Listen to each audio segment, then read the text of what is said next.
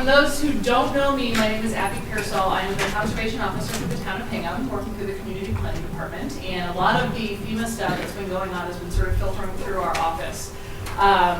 So as we are proceeding with next steps and kind of getting information out to folks in the different neighborhoods, we wanted to make sure we had an opportunity for people to come ask some questions, understand what the town has been working on relative to the floodplain maps, and to go from there. Just some various points of business. We are televising this meeting, so if you do have questions and comments, we're going to ask folks to come up to the microphone so that people at home can hear.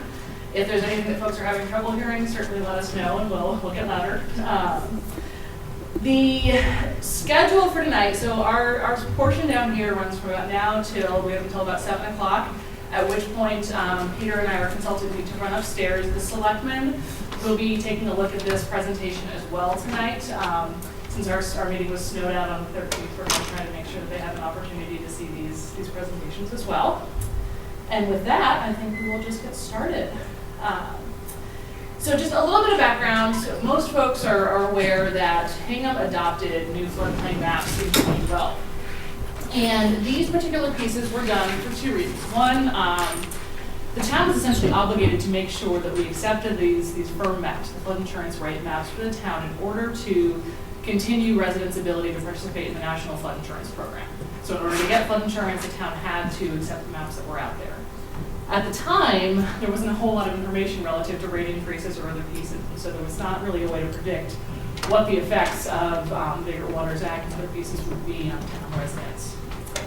So since that time, there's the two things that have happened since the adoption of the maps were the institution of federal rate changes for flood insurance, as well as information or additional information being available to the town relative to FEMA's methodology in creating these flood rate insurance maps or flood insurance rate maps. This new information relative to these maps kind of led us to question the accuracy of what was going on. I know folks in this room have definitely paid attention to what other communities are looking at, such as Marshfield, Situate, and Duxbury. There were certainly some questions as to the methodology and what would happen for our maps that are already in place. One important point of difference that we need to sort of clarify, I think, for folks is other towns in Plymouth County are going through their first sort of revision to the maps, and they're able to appeal what FEMA is proposing as their new floodplain boundaries. Hingham already went through that process and formally adopted our maps in 2012. So the 2012 maps are the regulatory maps that we're using. What Hingham is doing is going back sort of in time to evaluate what was done and then to propose changes to FEMA through what's called a letter of map revision. That process is a little bit different from the appeals processes happening in the southern towns, so just something to kind of be aware of as a point of difference. So in order to address some of these, these sort of questions and the big changes we were seeing in some of the flood zones and the effects that people were seeing relative to their rates, the selectmen authorized a study and engaged GZA, Geoenvironmental, and Peter Williams to evaluate the extent of these floodplain boundaries. And that's what we're here to talk about tonight, is what these changes were. The broad picture of these, and Peter will explain in far better detail than I will, is that the changes that we saw in Hingham were restricted to coastal areas. So folks in the inland areas are not going to see any substantial change in the boundaries of the floodplains. This is essentially a coastal proposal for change. The other piece of this is that these proposed changes will not go into effect unless FEMA accepts them, and we'll talk a little bit about what that process looks like and some time frames for how this application works through FEMA. But essentially, these are just proposed changes. So if folks do see pieces on their property that look different or areas that look like they see big changes, we will not be able to regulate to those. We have to wait for FEMA to act. So we'll kind of figure that piece out as we go. The other piece, if folks have questions about individual properties, if we have time to get to some neighborhoods and stuff like that, we'll go over at a neighborhood level. But if you've got individual property questions, the best thing to do, whether you're in the audience tonight or listening from home, would be to call me. My number is 781-741-1445, and I've got some business cards up here. And if folks have specific questions about a property and what may or may not happen if FEMA accepts these changes, we can schedule some time to talk about those. So we'll make sure that we answer questions to whatever extent that we can for you. And with that, what I'm going to do is turn it over to Peter, and he will go ahead and just kind of give you an overview of the changes, of the methodologies, and then what some of our next steps are moving forward. Good evening. As Abby mentioned, I'm Peter Williams of GCA Geoenvironmental. I'm a coastal engineer. I've been doing coastal engineering work for almost 36 years. Been involved in flood studies. And our firm was retained by the town to look at the maps. And I'm just going to briefly go through some of the, you have a short PowerPoint presentation. And I'd like to go through some of these. If you have any questions at any time, you can ask them. I'm going to try to make this a little bit informal. Not that many people here. And basically, I think a lot of people are aware that, being on the coast, that there's, let's see, that obviously there's the three primary causes of flood, and that would be the storm surge, wind waves, and wave run-up. These are the effects of the storm and the winds on the water that impact our coastline. Sensors. So this is a picture of Boston during Superstorm Sandy, and this is just the impact of storm surge where the level of the water was pushed up high enough that it overtopped the bulkheads and granite walls around Boston Harbor. Storm surge is generally caused by low pressures and winds that push the water and suck the water into an area and then elevate the water above the predicted tide elevation. As you can see in this slide, typically a storm surge is combined because they're both primarily generated by winds to cause waves and surges that allow the flood waters get into more inland areas. And that is basically what the flood map studies are trying to identify, those areas that would be impacted by the higher storm events. This is, I believe, Situate or Marshfield, and this is one of the examples of wave run-up. You also have when the waves break on the shoreline, they will run up the shoreline. If it's a bluff, they run up the bluff. If it's a seawall, in this case, they get higher elevations when they hit the face of the seawall and move upward. So in evaluating the study, we had to look at three factors, which is basically the water levels, the winds, and the fetches. The fetch is basically the distance over the water that the wind blows to generate waves. What we did, we went back to the Boston Harbor gauge in the tide gauge and looked at, I think it was 71 years of water levels. We took the maximum water level for each year and then plotted it. You can see two lines there. One is, the red line includes the effects of sea level rise, and the blue line includes the sea level rise, accommodated to the length of the recording period. The black diamond shape are actually the water levels used in the 2012 flood insurance study. So our levels are a little bit lower than the prior accepted elevations. For the 100-year elevation, we came up with a water level of 9.5 feet, NAVD 88. And the prior study, actually with their analysis, the 2012 study had the same level, but they adjusted it then for the tidal epoch correction, which we felt was incorrect. And adjusting the water levels as we did for the whole length of the study is a more appropriate method. So we've incorporated that method for estimating the 100-year still water elevation. We also, one of the biggest faults that we felt with the study was how the consultant determined the wind speeds to calculate the wave heights within Hingham Harbor and Hull Bay. They used a method which was based on a nomograph, which is from the ASCE building code about building guidelines, and it's you have no idea where the data is coming from. It's basically these contour lines on a map, and it's non-directional. So in our view, this data overestimated the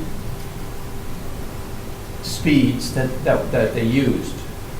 We looked at the data from Logan Airport, again, over a long period of time, and then also broke that down by direction, because Hingham coastline obviously has shoreline reaches that are facing west, east, southwest, and northwest, all directions. So we did an analysis of 71 years of data for each direction. And we came out with wind speeds for all the different directions. We covered from southeast to west. And as you can see, one of the other things is when these are what we call fetch fans. When you calculate the distance over which the wind blows to generate the waves, you just don't pick a straight line. You're supposed to pick a line that's perpendicular to the shoreline. And because of the irregularity in the islands, you do a fan method to take into effect the irregular shorelines and the islands. And that's being done for 5 different locations there. So in our calculations, which support the LOMA for the town, we used the same methods, basically the same methods and formats that the prior consultant did. We felt that most of the data that they used was accurate, and it would be a better case if we used the same methods and procedures and everything, and then using better data, better long-term data, we could come up with a more accurate estimation of the flood zone. So there's a program called ACES for calculating wave heights. There's another program which is called the DIM method, which has become somewhat of a controversy. You've probably seen it in the newspapers lately. And then there's a wave run-up, and then there's what they call a WAFIS program that calculates how the waves transition across the inland portions after it hits the shoreline.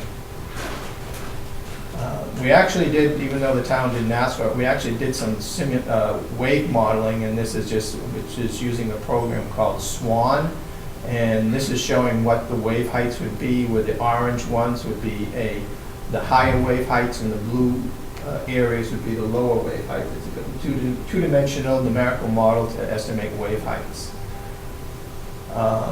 Again, this is an idealized version of a wave approaching the shoreline and how these different factors. You can see you have the H being the offshore wave height. It's actually not wave height, it's incorrectly. It should be, that's actually the wave crest elevation there.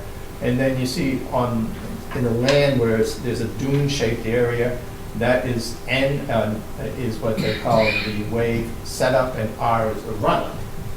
It's kind of interesting in this one. In most cases, the R is much larger than the N, but I'm not sure where they come up with that figure. I stole it from somebody. Again, this is your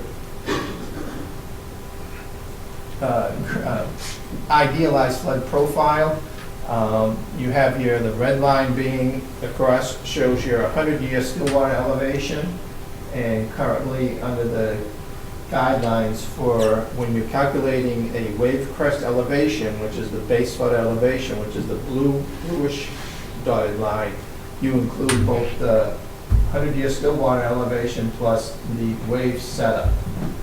And then as the depth of the water gets smaller, the wave height that can occur along a shoreline gets smaller and smaller, so this wave crest elevation gets smaller. So when you look at the maps, often you'll see these VE12, VE13s, and that's reflecting how much more of the wave crest, the total elevation that the waves added into the flood elevation, the total flood elevation. It's a little bit different in areas where steep slope, the areas where run-up plays a part, because then they just take the height of the run-up, and then the flood elevation goes out in a straight line. Whoops, did I go the wrong way? Okay. So as I mentioned, we came up with a still water elevation of 9.5. And these are kind of the reasons that you're seeing different elevations on the map. We used directional wind speeds. The wind speed used in the study in 2012 was 78. It's a 78 mile per hour, 1 hour duration wind. So that's 78 miles per hour for an hour. It's a little extreme. The wind speeds that we use, according to the methodologies, and the main reason our numbers went down, we were based on long-term data and directional winds. We came up with wind speeds that varied from 42 to 57 miles per hour. So there's a big difference. Wave heights, most of their wave heights ran from 4 to 7. Ours ran from 2 to 3 feet in the height. So we've seen a lot of those difference, the difference in the VE zone elevations coming down from that. We also did a number of additional transects because we felt that some areas weren't, properly represented. They had 12 transects and we added 5 more. And the other thing that we saw in the mapping is that there seemed to be a lot of improper delineation of the zones. So they didn't break it down where you're in, they carried the V zones much farther inward than they should have. So you see our mappings will represent those changes. This is kind of a general overall view of the harbor area and some of Hull Bay. We can go in closer. And this is down in the downtown, or the lower harbor area. We found for this area by Otis, is it Summer Street and Otis Street, and the lower portion, that the calculations that was performed by the consultant were fairly accurate and fairly accurately mapped, and we didn't make many changes in that area. Up on the left top portion is where the town beach is. That area had V zones going almost all the way to where the blue lines were now, which is not realistic with the heights of the ground there. So we remapped that area. Going up more towards Downer Ave and over towards Wampatuck. One of the big changes that we found is down along Otis Street, they had overestimated the wave run-up and extended that large steep bluff. As you can see, there's in the remapped area, we have a, let's see if I can get this.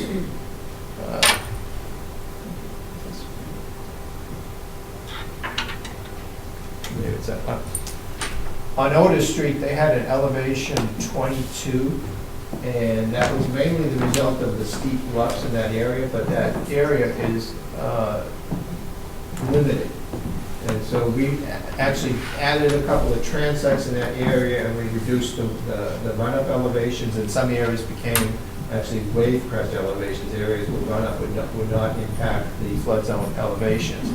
So now you see that the VE is down near Broad Cove, the elevation is down to 14, and up in Walton's Cove, the elevation has reduced to elevation 10.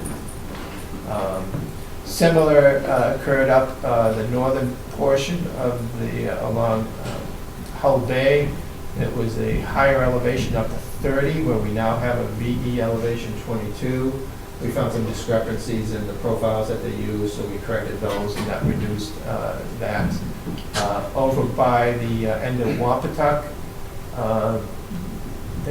that was one of the areas where they didn't properly break out the V zone, where they just extended it to full depth into the landward extent of the flood. And so you're seeing a differentiation of an A zone and a V zone in that area.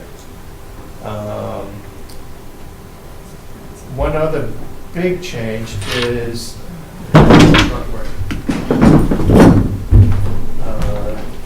Broad Cove, which is this area here. They went, we're representing the elevation that was on the 88 maps, and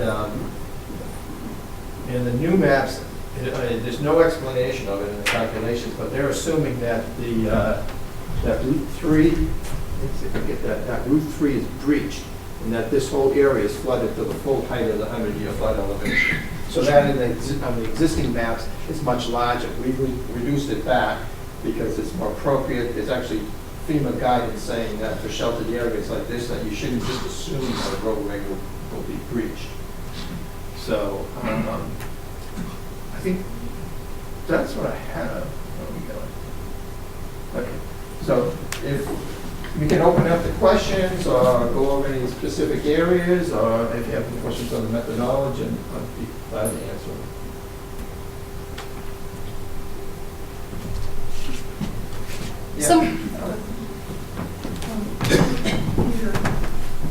Is there any sort of talk in each or the coastal engineering world about the success of putting something like this? Well, I mean, there have been successes. Actually, Rockport just, they just run their appeal. And their appeal was based on a lot to do with, they had, I think, bad mapping and topography, and they also had a reduction in the wave setup. I'm going to answer your question right now because a lot of people have been asking me this. In Hingham, the wave setup elevations were minor. I mean, they range from about 0.4 to 0.9 feet as the total wave setup. And so trying to fight it on that level would have required a lot more calculations. But the other thing is, when you do these calculations, you come up with your base flood elevation. Like we had 9.5 as our base flood elevation. That rounds up to 10. When you go to do the mapping, the regulations, FEMA requires you to go round off to the nearest whole number. So that rounds up to 10. If we reduced it and, played with the numbers, we'd still end up at 10. It would take we can't get any lower than 10 basically, and even adding in the wave setup, we still stay at 10.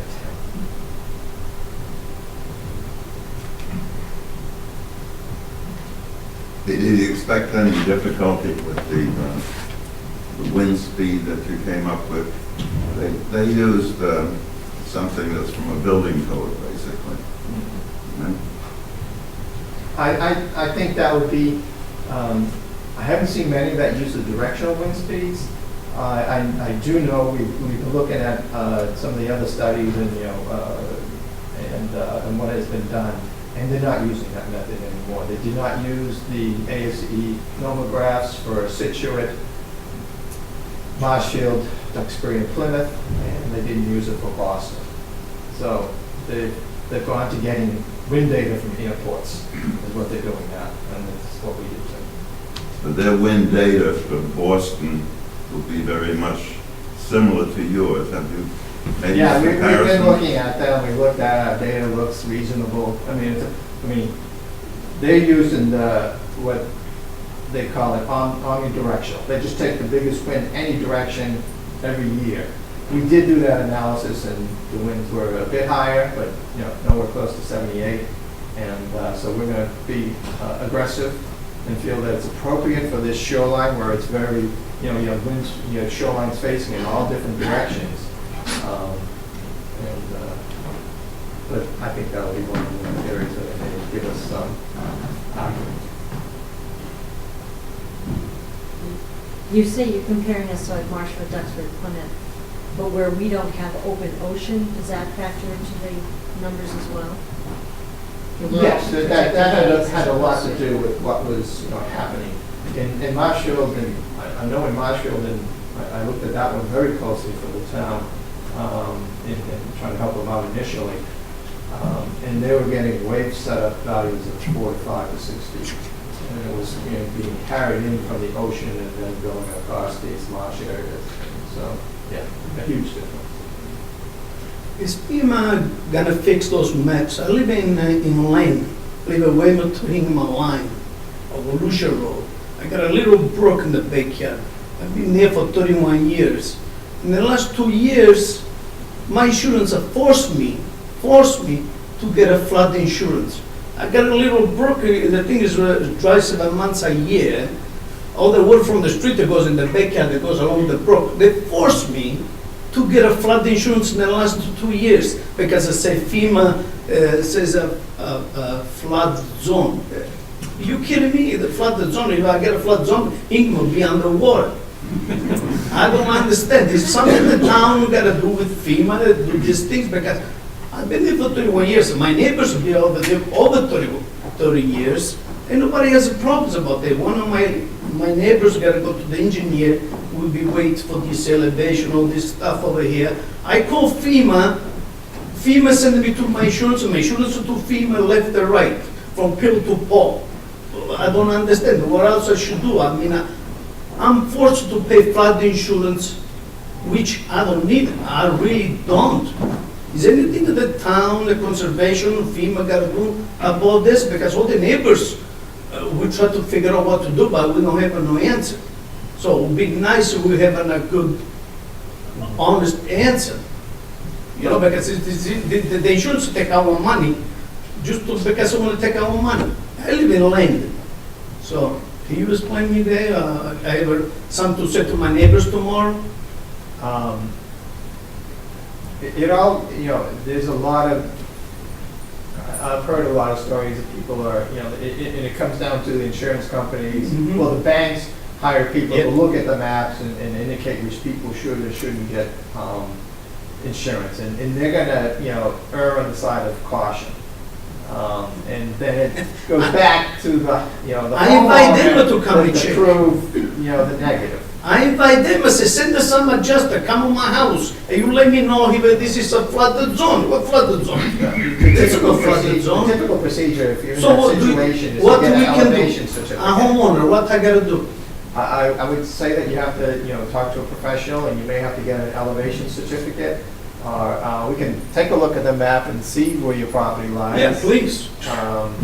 So some of the things that we can probably wait till the end and get through all the questions for a specific spot, but basically for the inland areas, there's, as Peter's saying, what folks can do is one of two things. The first step is to have that elevation certificate done. So you actually have a surveyor or engineer come out, determine what the structural, the elevation of the home is, and how that relates to that flood elevation.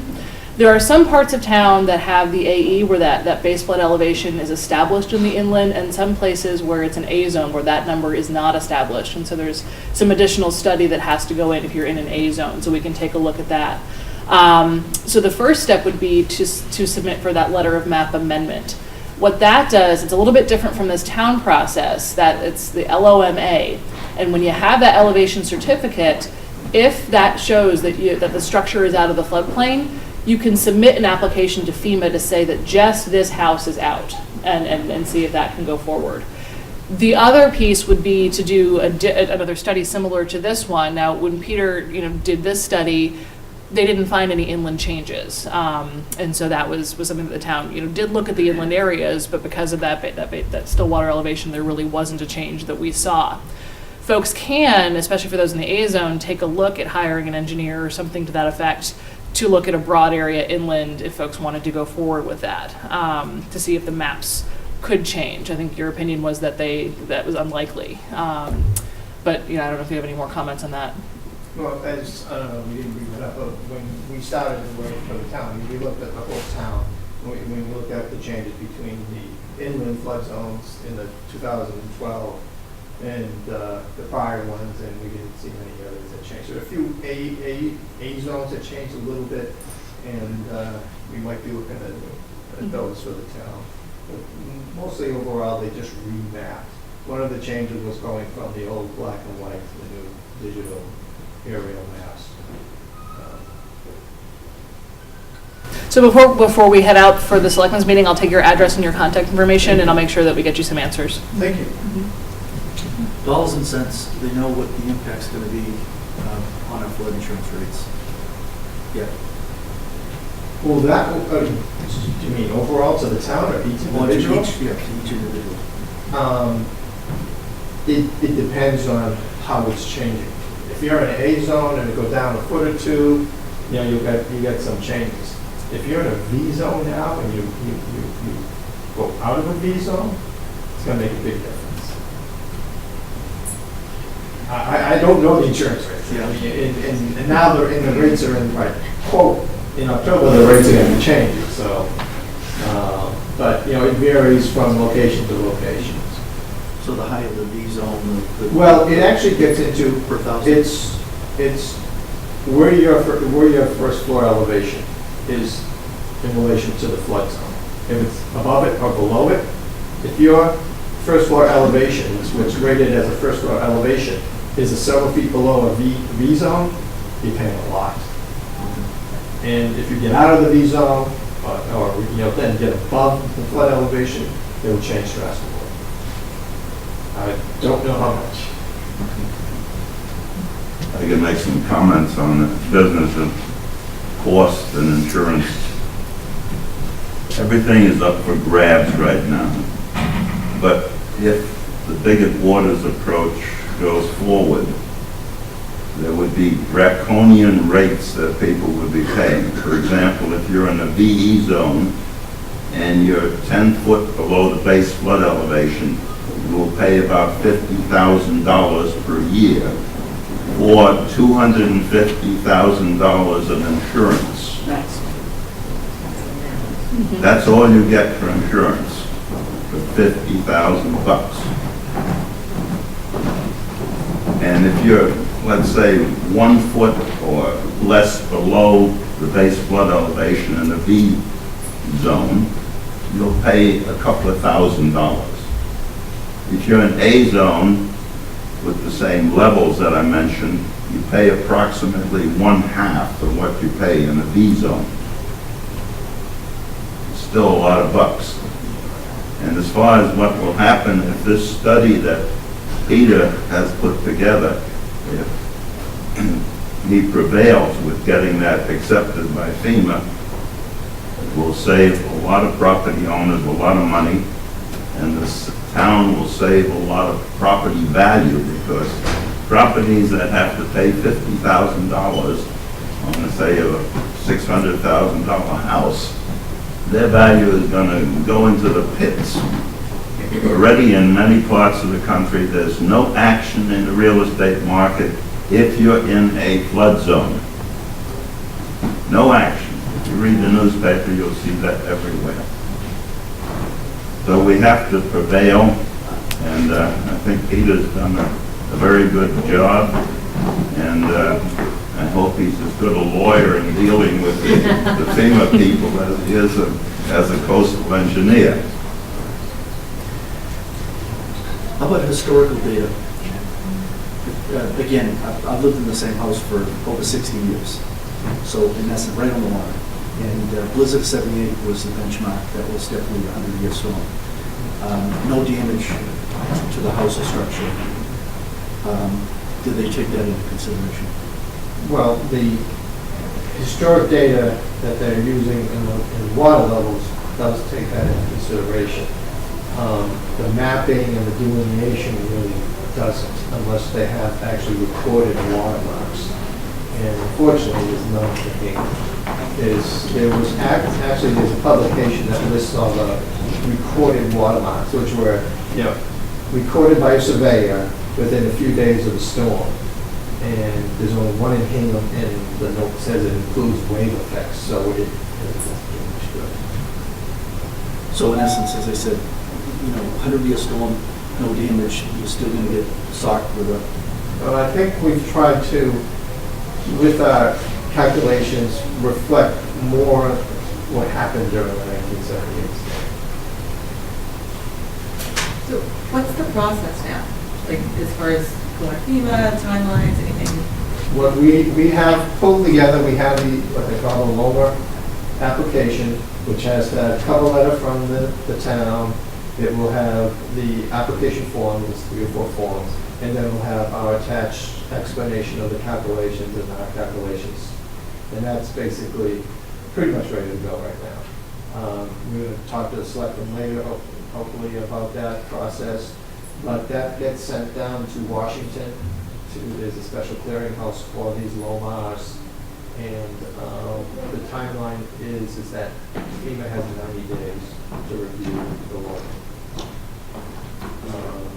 Typically, most of the reviews I've seen in appeals, they have their period. They generally come back if they want, additional information. They'll give the town 30 days to come up with additional information.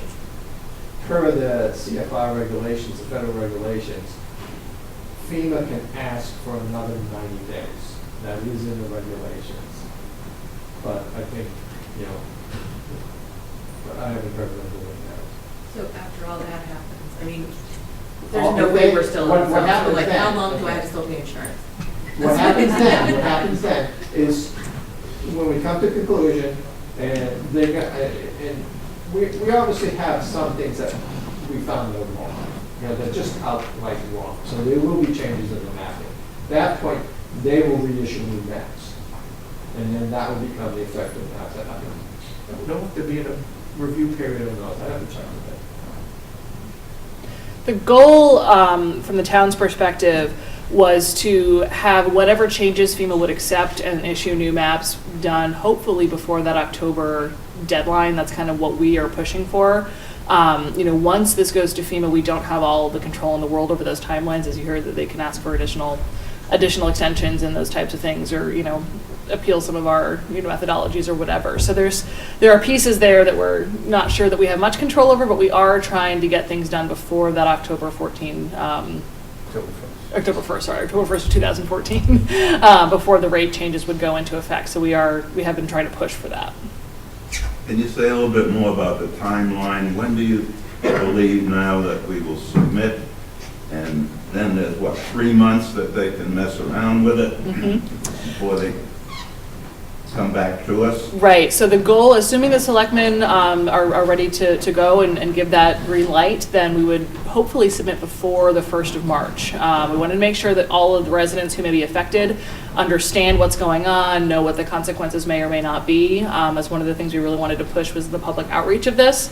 But at this point, unless there's any significant questions from the selectmen, we're ready to go. So then that would be, so if we were March to April to May, May to June, so by June, we would hopefully be hearing back from FEMA. Do you know if during the process of evaluation of our LOMR, whether the clock stops ticking on the increase in rates that would be in the biggest water zone? Not to my knowledge. I don't know, Peter, if you know. I don't believe so. I don't think it does. So what's the maximum amount of time that this has to be settled legally? How much time does FEMA have to mess around with us before they have to make a firm decision? Typically, it's 90 days. 3 months? Yes. But you said 3 months plus another 30 They days, can. and then potentially another 30 days, so 7 months. It I mean, could we be. really do need It- to suggest it could be as long as 7 months, because if you do the math, that's what it is. So I think the worst case scenario is 7 months high. That they may come back after 3 months and have questions. It's possible, yep. Yes. And they can apply for another 3 months, 90-day extension. And right now, there's legislation from Congress, as we know, in the House, to actually give people back the money that they paid. In the House version of flood insurance, the Senate version passed without that. So if the House version passes, we'll go to conference and we have to lobby for that. So that, because I paid $18,000 for my flood insurance, and I would love to get some of that back. So I'm following this quite closely.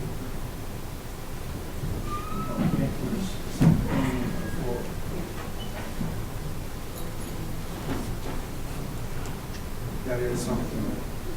Today we reported it, at least I read it on the Cape Cod Times, that Eric Cantor has agreed to bring the legislation to the House with the law. Yeah, there's a lot of, I've seen a lot of that in the. Well, he only agreed to do, actually go for a vote on it. What, in layman's terms, could you say is the appeal strategy? The appeal, which is a law in this case, it's similar, is that we have to prove that the data, the methodologies that we provide a more accurate representation of immediate flood conditions, which is a case I believe we have shown. And then FEMA either has to agree with that or not, or ask us, tell us why it's not, and we review them. And if they say, no, you're wrong, do we end up having to go to the judicial? If the town, I'm looking. I think at that point, I think it's a question for the selectmen as to what the next step would be and where the town goes with it. My understanding is that there is an opportunity to appeal FEMA's decision, or another submittal of a LOMR and reevaluating. Well, there is a scientific review panel that's used on appeals. I don't know if they've used that yet on LOMAS, and something that they might do if it gets into a situation like that. Okay, I I work in government, and I'm involved, sort of on a bit on the regulatory side, that I have relationships with people, civilian side. Do you have relationships with people in FEMA? Do you know who the types of people or groups that will be doing the review? I mean, have you had? No. Unfortunately, the appeals, I believe, are being handled locally, the appeals of the new maps, but the loan was for them for Washington. And I think, I can't remember, it used to be Michael Baker that was handling a consulting firm, but I think that might have changed recently. So it's a consulting firm, all the loans go out to Washington, there's an address, and there's a firm that reviews it for FEMA. Consulting. Okay, so at FEMA, they basically open up the envelope and they sit around the table and they just decide and it closes. It's not, it's a consultant for FEMA that's experienced in, this flood zone evaluation work. Yeah. They work for the insurance companies. They work for FEMA. Well, yeah, there is.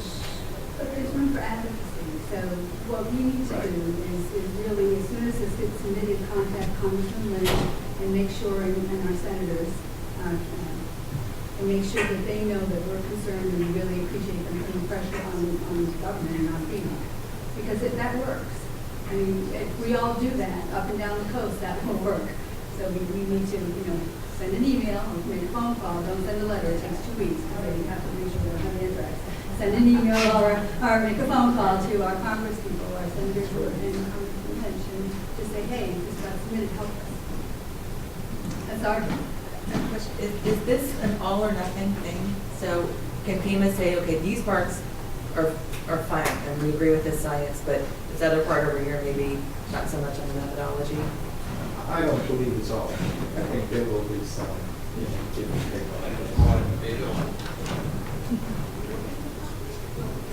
It's important to note that if FEMA accepts portions of this or all of it or none of it, if there is a reissuance of maps at the end of this, FEMA would reissue those maps.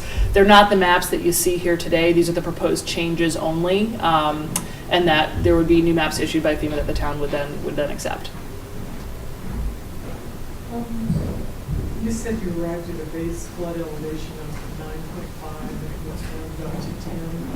How does that relate to say, BE 13 or AE 11? AE 11, well, that indicates that there's some wave action added into the Stillwater elevation. As I mentioned, the total, what they call a wave crest. They calculate the waves, and then what they do is they take 70% of the wave height and add that to the water level to come up with a wave crest elevation. So that's why you see that higher than the 10.0 elevation. So they're adding in the wave heights and the wave setup.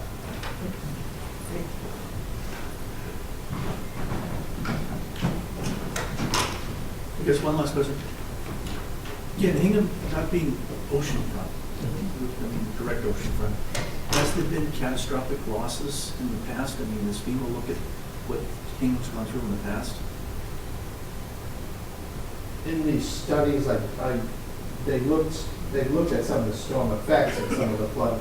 The claims have to be what was But paid out. I don't believe they look at claims.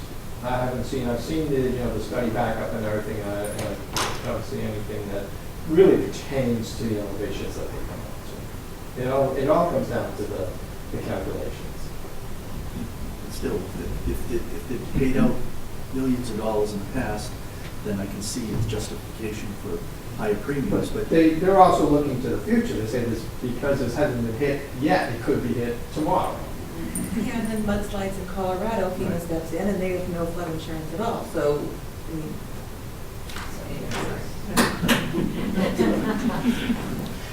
I'm just telling you, I'm not supporting FEMA, but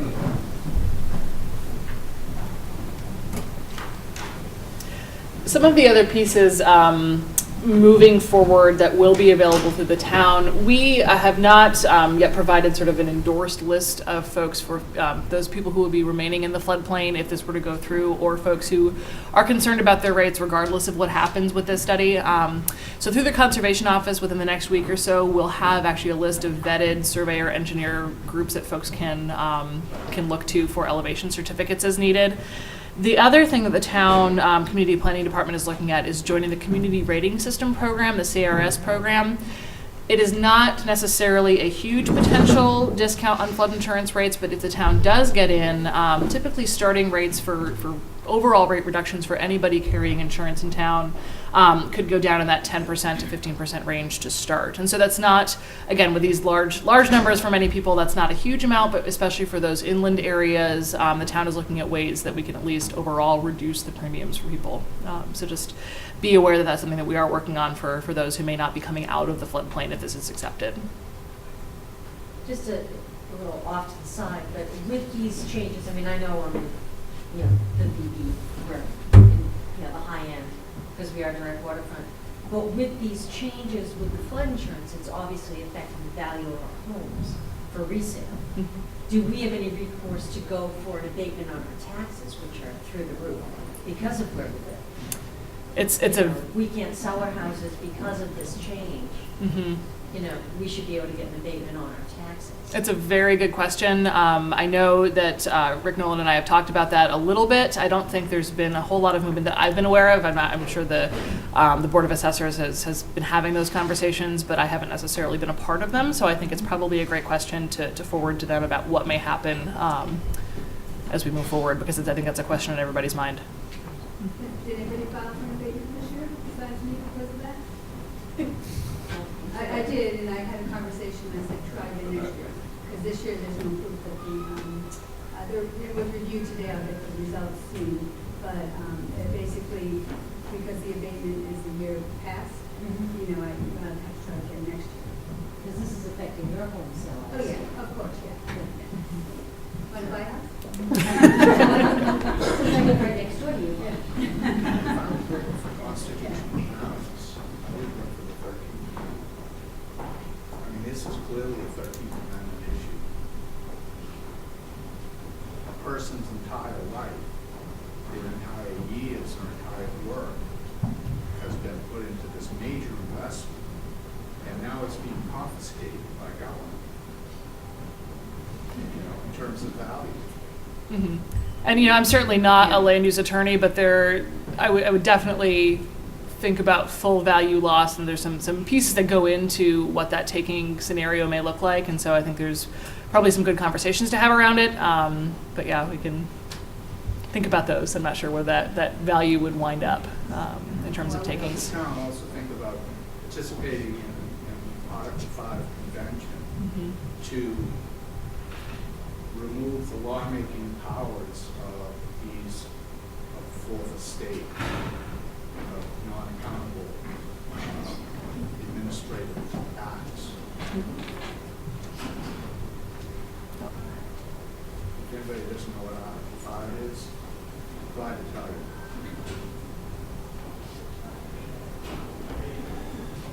A little bit of information on abatements.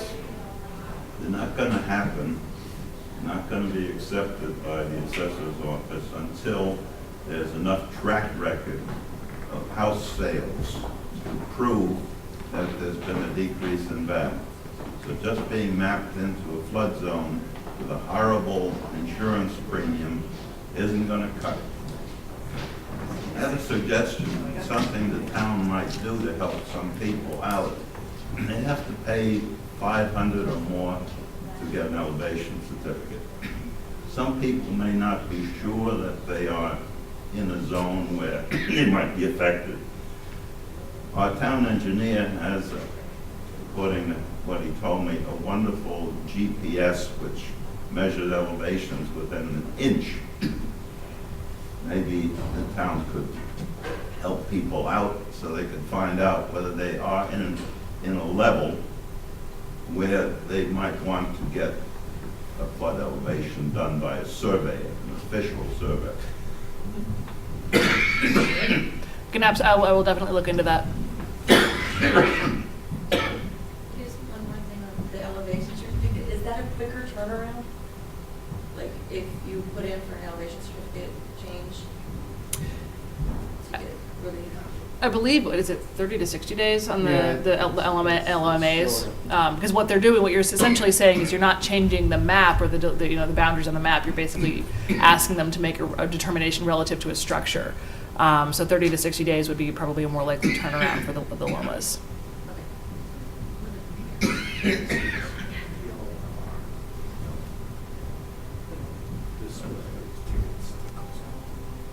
So if we don't have other questions, what I would do is, I do have cards up here. If folks have specific property questions and you'd like to set up a time for me to take a look at your properties, certainly do that. We'll make sure we take down any addresses for folks who want us to do some research, and we can kind of go from there. If you think of questions, feel free to email me or call the office, and we can certainly be in contact with Peter and make sure that we get the information out there for folks, and we'll go from there.